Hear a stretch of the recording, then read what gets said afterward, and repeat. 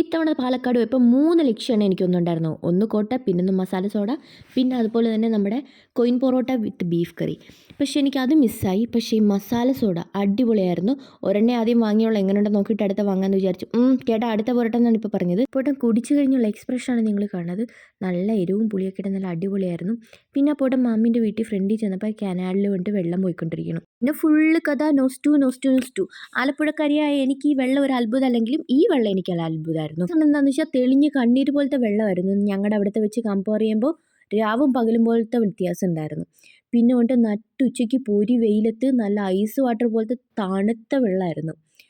അടിപൊളി തെളിഞ്ഞ് നല്ല നീറ്റായിട്ടുള്ള വെള്ളം. പിന്നെ അപ്പോൻ്റെ അമ്മായിമാരും ഒക്കെ ആയിട്ട് കുഞ്ഞു പോയി കളിച്ച് പിറ്റേ ദിവസം രാവിലെ ഞങ്ങൾ പാടത്തും പറമ്പിലൊക്കെ പോയി ഒന്ന് ദീർഘവീക്ഷണമൊക്കെ നടത്തി കുഞ്ഞിനെ പാടമൊക്കെ ഒന്ന് കാണിച്ചു കൊടുത്ത്. അവൾ ഇതിന് മുന്നേ തറവാട്ടിൽ വന്നിട്ടുണ്ടെങ്കിലും നമ്മൾ പാടത്തേക്കും പറമ്പിലേക്കൊന്നും കൊണ്ടുപോയിട്ടില്ല. ഇപ്പോൾ അവൾ കുറച്ചായതുകൊണ്ട് നമ്മൾ പാടത്തൊക്കെ കൊണ്ടുവന്ന് പണ്ടത്തെ രീതിയിൽ ഫുഡൊക്കെ ഇതൊക്കെ കാണിച്ച് ഫുഡൊക്കെ കൊടുത്ത് പിന്നെ ഞങ്ങൾ തിരിച്ചു പോന്നു ഗൈസ്.